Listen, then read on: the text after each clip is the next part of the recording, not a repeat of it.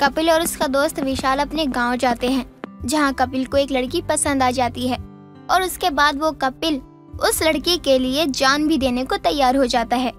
कुछ दिन बातचीत के बाद ही पूजा और कपिल की शादी करवा दी जाती है। बहू, तू तो बहुत संस्कारी है, इतनी जल्दी उठकर सारा काम निपटा दिया, क्या बात है? अरे माँ जी, वो क्या है ना, हमारे गांव में सूरज उगने से पहले ही सारे उठ जाते हैं और सारा काम निपटा लेते हैं, तो मेरी आदत है। मुझे भी शुरू से ऐसी ही बहू चाहिए थी। पूजा गांव की लड़की थी और पूजा ने कपिल के लिए अपने गांव जैसा तीखा खाना बना कर दिया था, पर कपिल को उसके हाथ का तीखा खाना बिल्कुल भी पसंद नहीं आता। खाने को पूजा रसोई में ले जाकर वो खुद खा लेती है। ऐसे ही समय बीतता है और एक रोज सुषमा के घर उसकी पड़ोसन का आना होता है। कैसी है सुषमा बहन? जब से तेरे बेटे की शादी हुई है तब से तो तूने घर आना ही छोड़ दिया और अपने बेटे की शादी की खुशी में तूने पार्टी भी नहीं दी। जरा मिलवा तो मुझे अपनी बहू से, मैं भी तो देखूं कैसी है तेरी बहू। अरे घर के कामों में मैं इतनी बिजी थी कि फुर्सत ही नहीं हुई।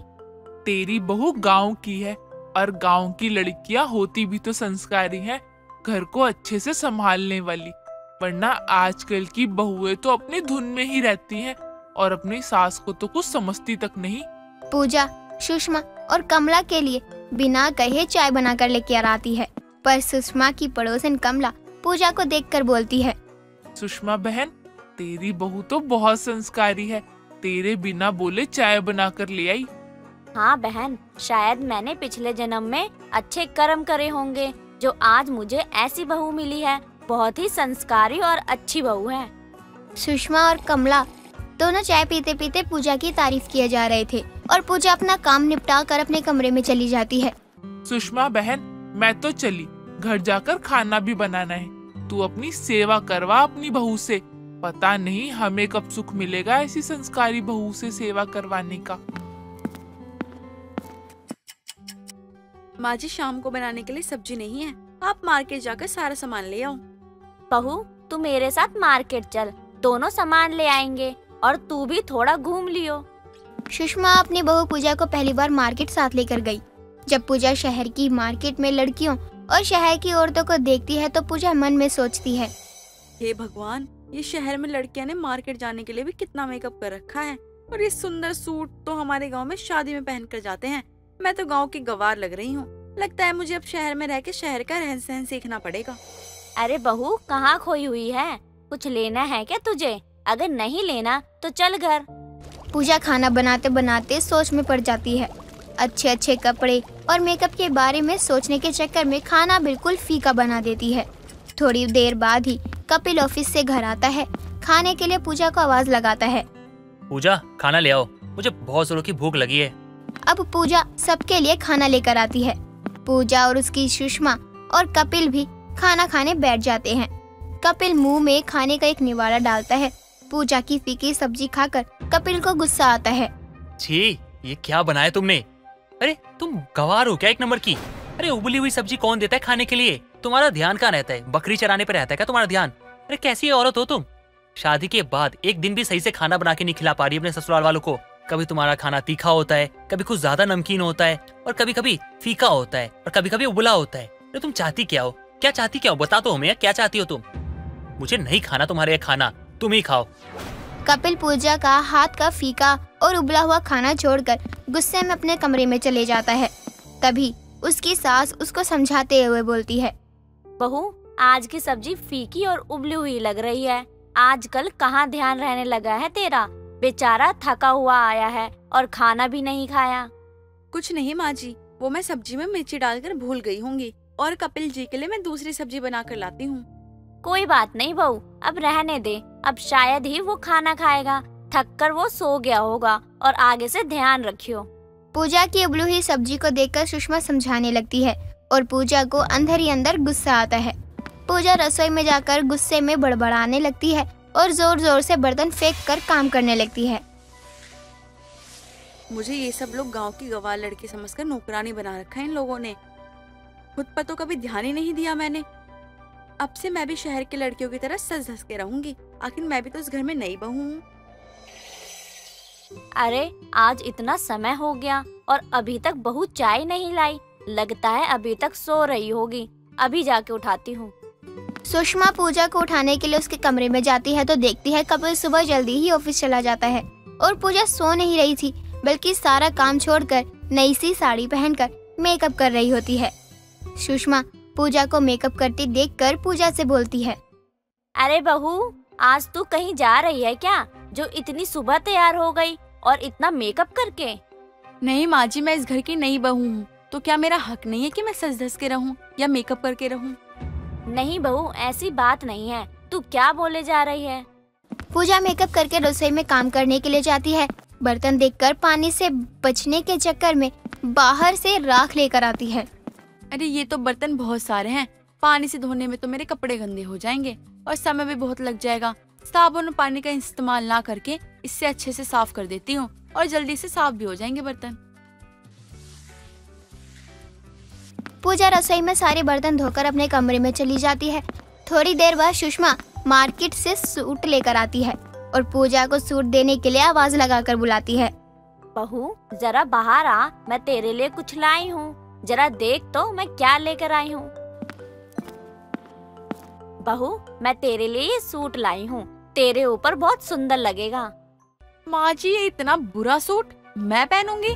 और ये सूट नहीं, चद्दर का कपड़ा लग रहा है। माँ जी, आप ही पहनिए ऐसा सूट, मैं नहीं पहन पाऊंगी चद्दर का सूट।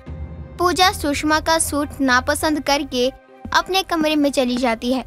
शाम के समय जब सुषमा पूजा से बोलती है, बहू, शाम होने को आई है, कपिल भी आने वाला होगा ऑफिस से, जाके खाना बना ले।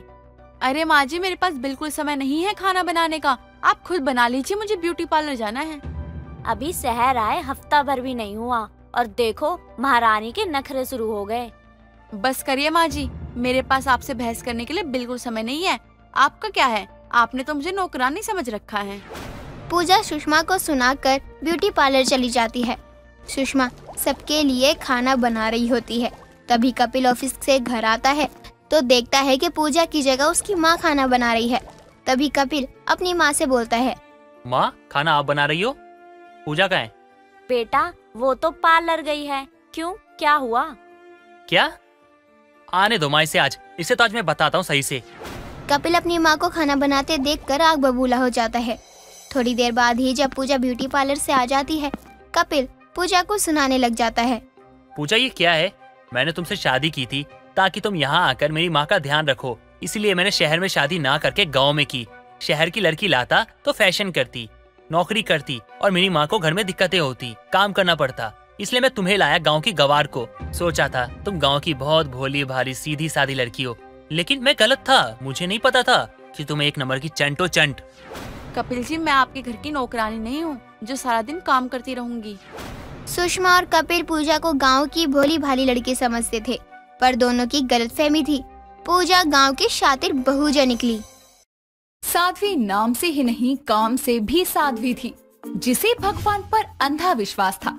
उसे लगता था कि उसके साथ जो भी अच्छा हो रहा है वो बस भगवान की कृपा से है और जो भी बुरा हो रहा है वो उसके कर्मों का फल है। साध्वी के 5 बेटे थे, जिनमें से 4 बेटों की शादी कुशल पूर्वक हो गई थी, लेकिन उसने अपनी चारों बहुओं को कभी अपने पतियों के करीब नहीं जाने दिया था। और कारण था, पुत्री, मैं जानता हूँ कि तू अपने 5 बेटों से बहुत खुश है और तेरे जीवन में सब मंगल चल रहा है, लेकिन तू अगले जन्म में एक भिखारन बनने वाली है। बाबा, कोई उपाय बताइए ना, मुझे भिखारन नहीं बनना। फिर तो बस एक ही रास्ता है, तेरे 5 बेटों की सुहाग रात अगर एक साथ एक ही मुहूर्त में होगी तो तू अगले जन्म में एक रानी बनकर पैदा होगी। अभी तेरे सारे बेटे कुंवारे हैं, तू उनकी शादी तो करवा दे, लेकिन सुहाग रात मेरे बताए समय पर सबकी साथ ही करवाना। बस फिर क्या था, साध्वी के चारों बेटों की शादी तो हो गई थी और उसकी 5वीं बहू बस गृह प्रवेश की रस्म कर रही थी। तभी उसकी पहली बहू नेहा तीसरी बहू सुनैना के कान में कहती है, सुनैना, आज हमारे बरसों का इंतजार खत्म होगा। मुझे उनके साथ अकेले कमरे में समय बिताने को मिलेगा। हाँ दीदी, सही कहा आपने, ये 5वीं बहू तो किस्मत लेकर आ गई है। आज तो मैं मेरे उनसे इमरान हाशमी के गाने लगाकर प्यार करूंगी। अब माँ जी की 5 बहुओं की सुहागरात भी हो जाएगी। तू तो जानती है ना, कि मेरे वाले कितने रोमांटिक है, पर वो अपनी माँ की इज्जत भी करते हैं, इसलिए अब तक सब्र करे बैठे थे। अरे मेरे वाले भी तो अपनी माँ को अगले जन्म में भिखारन नहीं देख सकते, इसीलिए तो अब तक मेरे जैसी अपनी इतनी सुंदर बीवी से दूर हैं। उन दोनों की खुसर पुसर करने की आवाज साध्वी के कानों तक भी जाती है और साध्वी उन्हें आवाज लगाकर बोलती है, अरे बहुआ, अब खुसर पुसर कर ली हो तो यहाँ आकर हाथ भी बटा दो, फिर तुम पांचों की सुहागरात की तैयारी भी करनी है। या बोलो तो बाबा जी ने 1 साल बाद का मुहूर्त भी बताया है, तब मना लेना तुम सब अपनी सुहागरात। अरे नहीं नहीं माँ जी, आ गए हम, ऐसा मत बोलिए, बताइए क्या करवाएं? ये सुनकर बाकी की बहुएं भी यानी सुनैना, नेहा, प्रियांशी, सुहासी और वंदना अपनी सास की हर काम में जल्दी जल्दी मदद करने लगते हैं। जिसके बाद सब मेहमान अपने अपने घर चले जाते हैं और उनके घर जाने के बाद साध्वी का बड़ा बेटा पीयूष और छोटा बेटा मयंक अपनी माँ के पास जाते हैं और पीयूष कहता है, माँ, अब तो आपके 5वें बेटे सार्थक की भी शादी हो गई।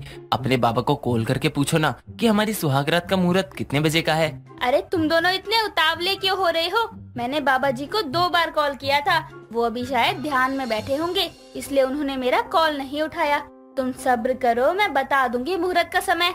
माँ, ये सब्र बोल बोल के आपने मुझे शादी के 3 साल बाद होने तक अपनी पत्नी के पास जाने नहीं दिया। अब अगर और समय लगा तो मैं सुहागरात मनाने चला जाऊंगा। अरे भाई भाई भाई, रुको जरा, सब्र करो। मयंक, तुम तो बहुत ही उतावले हो रहे हो।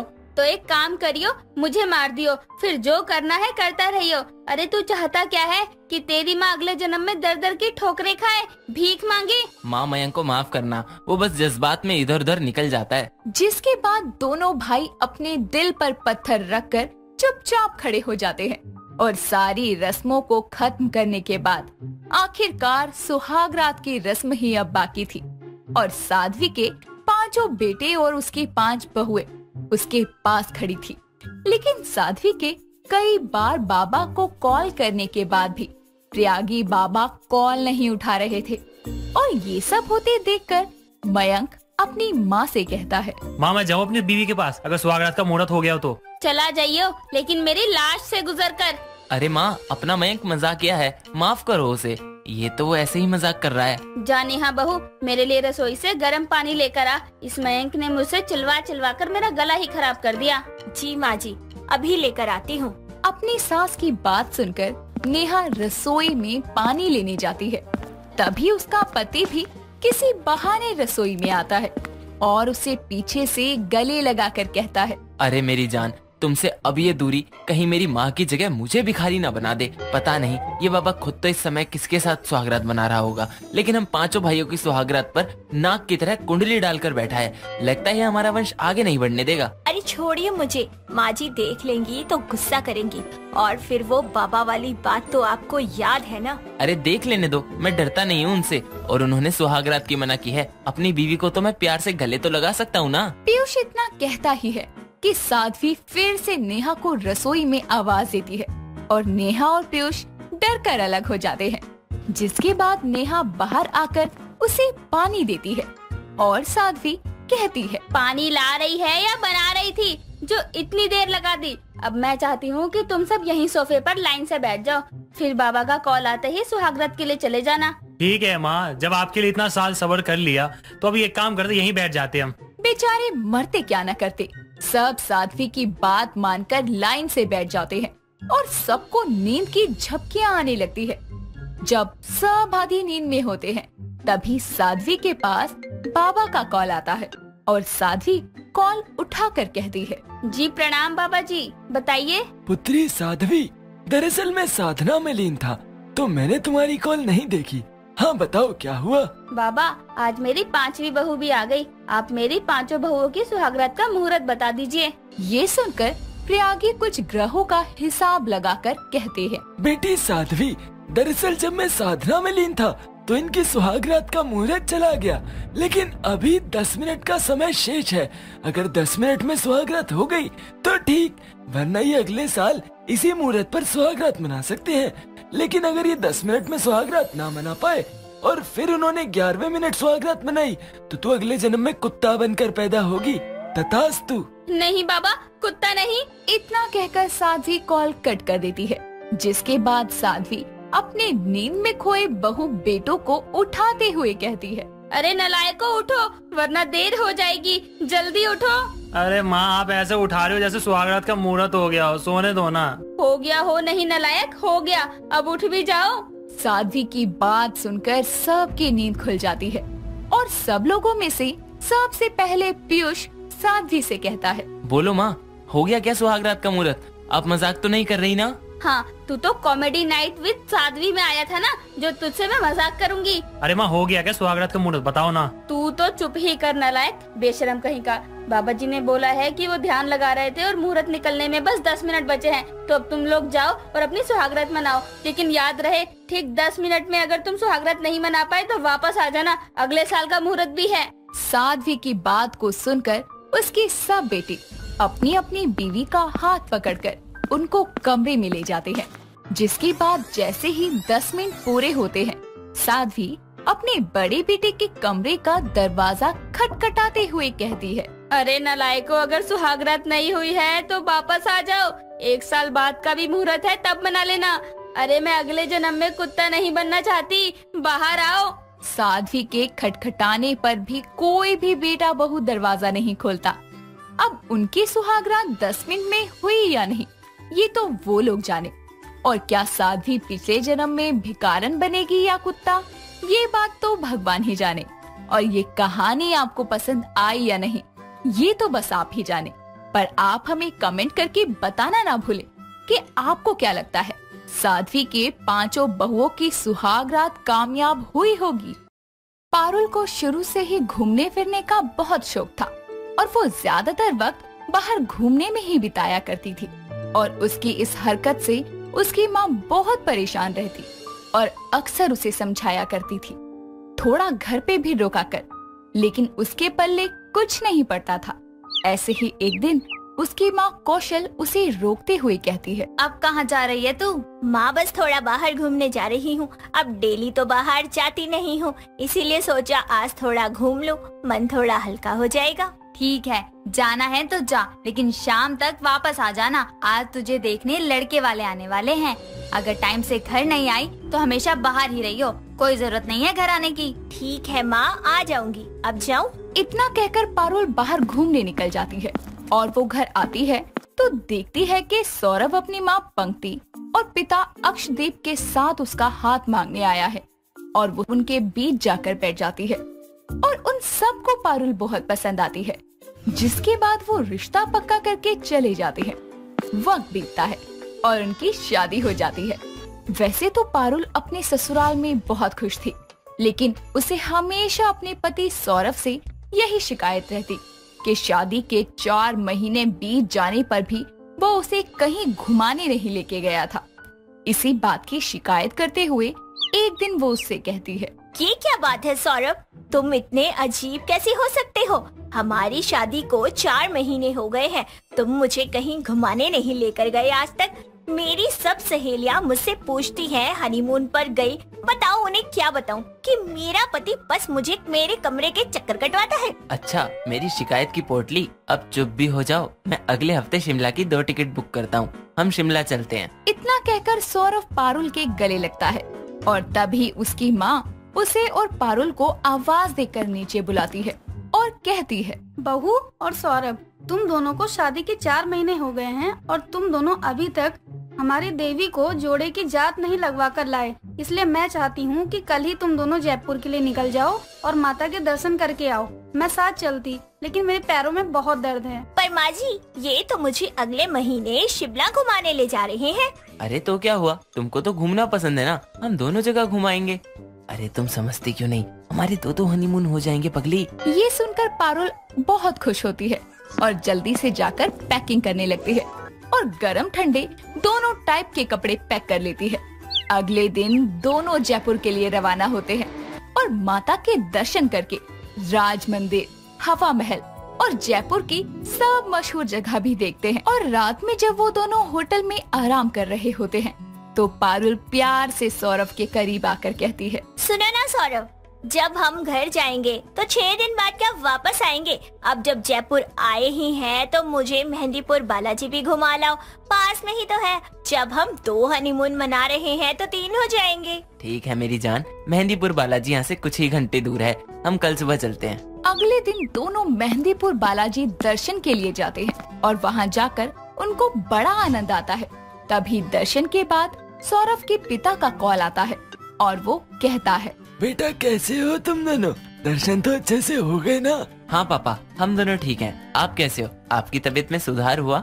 और माँ कैसी है? मैं और तेरी माँ दोनों ठीक है। अच्छा मैं ये कह रहा था कि जब तुम दोनों राजस्थान हो तो जरा अलवर वाली बुआ से भी मिलाओ, उसे अच्छा लगेगा। ठीक है पापा, जैसा आप बोलो, हम दोनों ही उनसे मिलने निकल जाते हैं। इतना कहकर सौरभ कॉल कट कर देता है और सौरभ पारुल को लेकर अपनी अलवर वाली बुआ के पास चला जाता है और वो उन दोनों को देखकर कहती है, अरे सौरभ, तू तो कितना बड़ा हो गया और ये तेरी बहू है क्या? प्रणाम बुआ जी। जुग जुग जी मेरी बच्ची, आ जाओ अंदर। मेरी तबीयत ठीक नहीं रहती, इसलिए तुम दोनों की शादी में मैं नहीं आ पाई। अच्छा हुआ जो भाई ने तुम दोनों को मुझसे मिलने यहाँ भेज दिया। इसी बहाने मैंने अपनी बहू को भी देख लिया। अब तुम दोनों कमरे में आराम कर लो। मेरा बेटा तुम दोनों को अलवर की सबसे मशहूर जगह घुमा देगा। अरे इसकी क्या जरूरत है, आप रहने दीजिए। हम तो आपसे मिलने आए हैं और मिल लिए, हमको नहीं घूमना। हाँ माँ जी, आप क्यों बेकार में तकलीफ कर रही हो, रहने दीजिए। बेटी पहली बार अलवर अपने ससुराल आई हो तो घूम लो। वैसे भी सौरभ बड़ा कंजूस है, पता नहीं फिर लाए या ना लाए। सब हंसने लगते हैं। सौरभ और पारुल आराम करने कमरे में चले जाते हैं और रात को खाने में अलवर का राजस्थानी खाना खाते हैं। जिसके बाद बुआ का बेटा उनको अलवर की सब मशहूर जगह जैसे अलवर के बाला फोर्ट, मूसी महारानी की छतरी और अलवर म्यूजियम जैसी बहुत सारी जगह घुमाता है।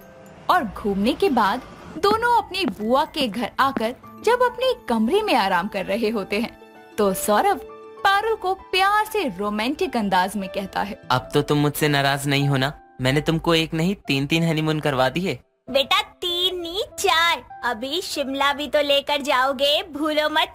ये सारी तो मुझे रिलीजियस जगह लेकर गए हो, अभी तो हम हनीमून पर जाएंगे। You know honeymoon, romantic romantic. अच्छा मेरी शिकायत की पोटली, कल हम शिमला के लिए निकल जाएंगे, तब तो रोमांटिक वाला हनीमून भी हो जाएगा ना। इतना कहकर सौरभ पारुल के गले लगकर सो जाता है और दोनों आराम करने लगते हैं। अगले दिन दोनों उठकर अपनी बुआ से विदा लेकर शिमला के लिए निकल जाते हैं और वहाँ बर्फ देखकर पारुल खुश हो जाती है और सौरभ के गले लगकर कहती है, मैं बहुत खुश हूँ, मैंने कभी बर्फ नहीं देखी थी। सॉरी, मैंने तुमसे शिकायत की, लेकिन तुमने मुझे 1 नहीं 4 हनीमून करवा दिए। 4 नहीं 5 हनीमून पगली। जयपुर, अलवर, मेहंदीपुर, शिमला, ये तो 4 हुए ना, तो 5 कैसे? लगता है तुम्हारी गिनती खराब है, तभी तो 4 को 5 गिन रहे हो। पगली अभी तुम्हारे लिए एक सरप्राइज हनीमून और बाकी है, लेकिन फिर तुम 50-60 साल तक मुझसे कहीं घूमने की बात मत कहना, ओके? मैं थोड़ा आलसी हूँ। बताओ ना 5वां कौन सा है, ऐसे तो मुझे टेंशन हो जाएगी, प्लीज बताओ। बोला ना सरप्राइज है, चुपचाप सुबह तक इंतजार करो, सुबह पता चल जाएगा कि कौन सी जगह है 5वीं। इतना कहकर सौरभ पारुल को शिमला घुमाने लगता है और वहाँ के फेमस चर्च, माल रोड और सब जगह अच्छे से घुमाता है और बहुत सारी शॉपिंग भी करवाता है। पारुल को ये हनीमून बहुत यादगार सा लगता है और दोनों एक दूसरे को जानने का अच्छा सा समय बिताते हैं। जिसके बाद जब वो होटल में आराम कर रहे होते हैं तो सौरभ पारुल से कहता है, मेरी शिकायत की पोटली, कल सुबह 7 बजे तैयार हो जाना, हमको यहाँ से निकलना है, लेट मत करना, ओके ना? जिसके बाद सौरभ और पारुल सो जाते हैं और अगले दिन पारुल जल्दी से तैयार होकर अपनी सब पैकिंग कर लेती है और सौरभ उसे अपने हनीमून की फाइनल डेस्टिनेशन पर कसौली लेकर जाता है। जहां पहुंचते ही वो वहां का मौसम देखकर बहुत खुश हो जाती है और प्यार से सौरभ के गले लगकर कहती है, ओह वाओ, यहाँ मौसम कितना औसम है, सच में कितना मस्त लग रहा है। मुझे दुनिया का सबसे रोमांटिक पति मिला है जो मुझे 1 नहीं बल्कि 5 जगह हनीमून करवाता है। मैं तो अपने दोस्तों को बताते बताते नहीं थकूंगी कि मैंने क्या किया और क्या नहीं। रोमांटिक नहीं मैडम कंजूस, मैंने तुमको 1 जन्म का 1 बार में ही घुमा दिया है, अब मुझसे उम्मीद मत करना। कि हम कहीं और भी जाएंगे। तुम दुनिया की पहली बहू हो जिसके 5 हनीमून हुए हैं, ओके ना? नहीं प्लीज ऐसे मत बोलो, हम हर साल घूमने जाया करेंगे। तुम तो जानते हो ना मुझे घूमना फिरना फोटो खींचना कितना पसंद है। ना बाबा ना, अब तो जब हम बूढ़े हो जाएंगे तो तुमको तीरथ लेकर जाऊंगा, वहीं तुम्हारा अगला हनीमून होगा। लेकिन अब घर जाकर मुझसे शिकायत मत करना कि तुमको हनीमून पर लेकर नहीं गया। पारुल रूठ जाती है और सौरभ उसे प्यार से मना लेता है, जिसके बाद वो दोनों कसौली की वादियों में खूब एंजॉय करते हैं और प्यार से अपना हनीमून मनाते हैं। और इस तरह हमारी बहू के 5 हनीमून उसके लिए हमेशा यादगार रहते हैं। दोस्तों, अगर आपको ये कहानी पसंद आई तो इसे लाइक करें, शेयर करें और कमेंट करके बताएं कि कहानी में आपको सबसे अच्छा क्या लगा।